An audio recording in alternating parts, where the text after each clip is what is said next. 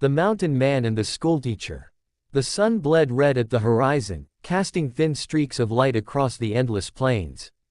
The wind whispered through tall prairie grasses like 1,000 voices calling from the past. This was the West, untamed, unforgiving, and beautiful beyond reason. It was the kind of place where legends were born and hardened men learned to carry the weight of silence like a second skin. Sarah Whitlock first saw him from the top of a low ridge, a solitary figure against the fading light. He stood next to a weathered log cabin, rough-hewn and leaning slightly with age, like it had grown up out of the ground rather than been built. The Mountain Man had hair the color of storm clouds and eyes like chipped obsidian, dark, unreadable, and deep. For a long moment, Sarah forgot to breathe. She'd come to Sweetwater Valley with hope tucked under her heart, a teacher's satchel brimming with books and a resolve as firm as any man's. The townsfolk had welcomed her with cautious smiles. They whispered about rattlesnakes, about drought, about winter storms that could freeze a man alive inside his boots.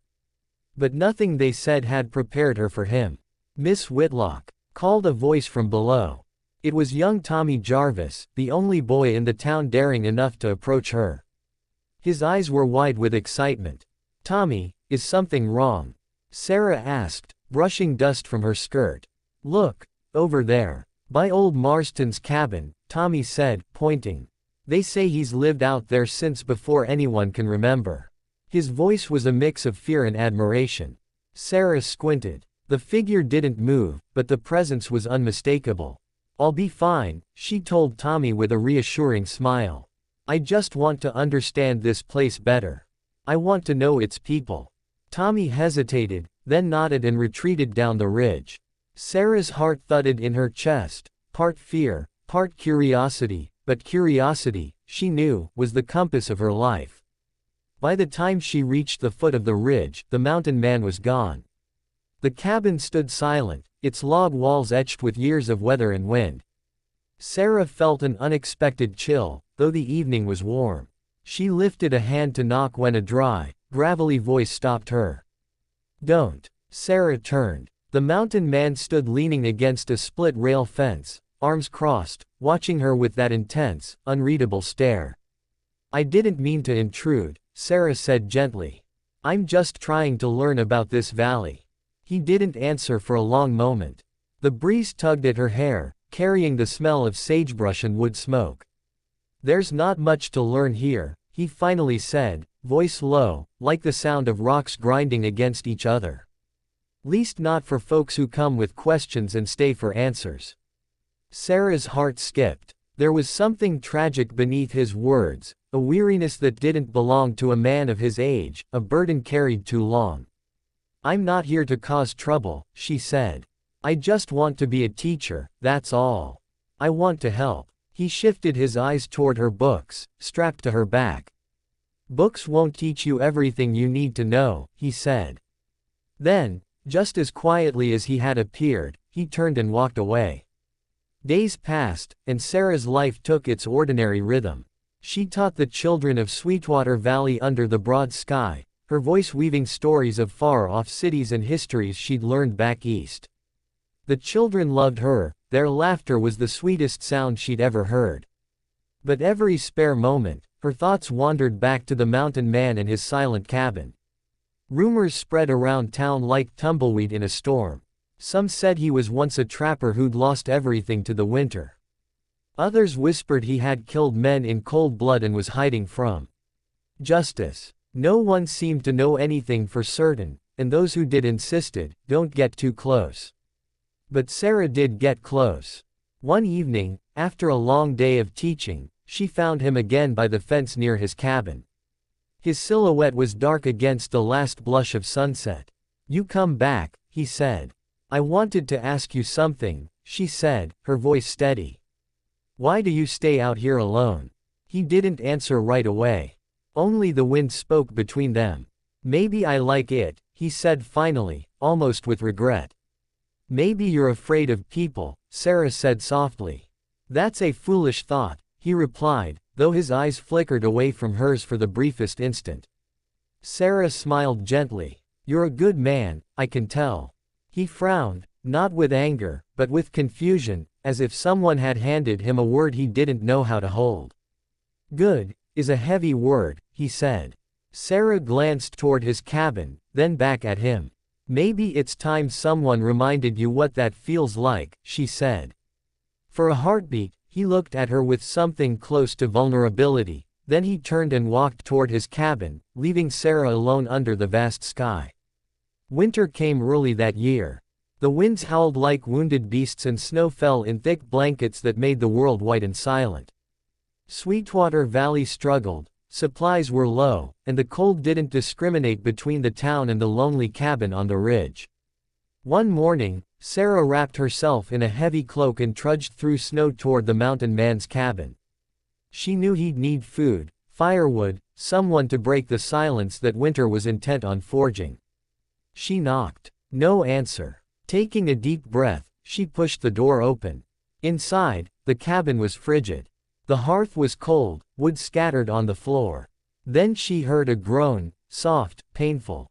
She found him lying on a rough bed, pale and shivering. His face was pinched with pain, and one hand clutched his side. "Mountain man," Sarah said, kneeling beside him. He tried to shake his head but pain stopped him.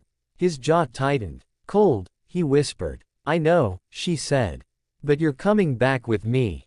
He lifted his head and met her eyes, defiant, stubborn, and strangely afraid. "You can't take care of me," he said. "That's not how this works." "I know how it works," Sarah replied. "It's called compassion." For a moment, he said nothing. Then, with effort, he let her help him up. The ride back to Sweetwater Valley was slow, Sarah supporting him, guiding his horse with a firm hand. Snow fell in lazy spirals, and the world was a blur of white dust and cold. Yet even in that bleakness, Sarah felt a fierce warmth in her heart, the kind of warmth that comes from doing what's right, no matter how hard. When they arrived at the town's little boarding house, folks gathered at the windows. Whispers spread like wildfire. Some stared with suspicion, others with concern. "She brought him in," an old farmer muttered.